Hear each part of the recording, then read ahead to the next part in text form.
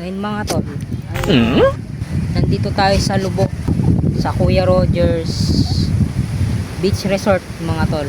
Yun. So kung makikita nyo nga mga tol, ayan o, ang lawak ng pwedeng liguan dito.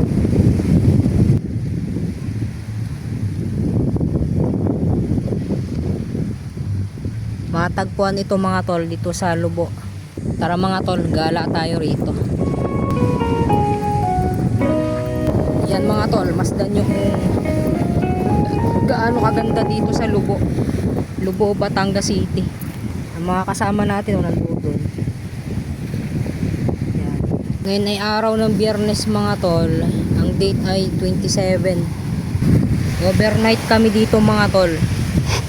Bukas pa ng umaga ang aming uwi sa bayan.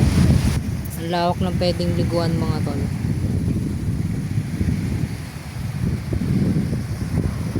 Kung mapapansin yung mga tol, medyo malakas ang alon. Okay, ngayon mga tol, matapos kong magsulo dito, balik na tayo doon.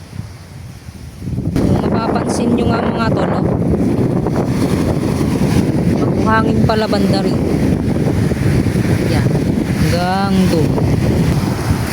Ang ganda diba? Ang ganda mga tol. Mamaya tayo lulublob. Mamaya ako lulublob mga tol kasi ang init pa. Nakulo pa ang dagat. Tsaka ang lakas pa ng alon eh.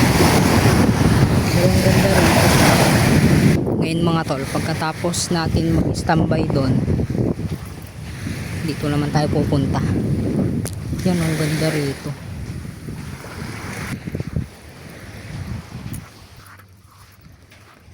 Sarap dito ang lumublob na oh. Mabuhangin. Na.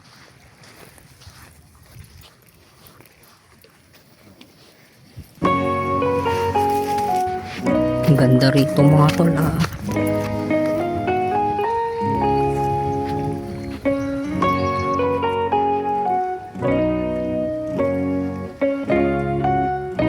Lulublob na.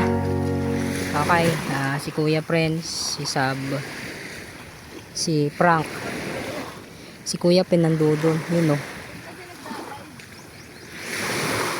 Kaya lulublob na ako mga tol. Cause I've been living life right like I could just die any minute. Going for a ride down the side, PCH, country limit. I don't need a guide, follow lights, take me where I wanna visit. Are you alive? Or just breathing? 1 hour later. Ano yung pain mo yan, Kuya Pen? Wala, sinker lang. Ano, ginamit ka talaga? Oo, may nahuli siya. Naman. Diaper. Kaya man. Diaper niya may ano? Liit, hindi kaya sa kawin. Dapat man.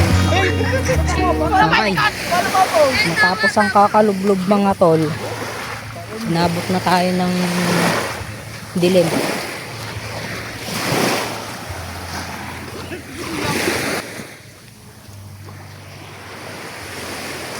Ngayon mga tol, baka dito ko natatapusin ang vlog na to. Shout out sa mga taga Lubo. From JR Adventure, peace out and God bless.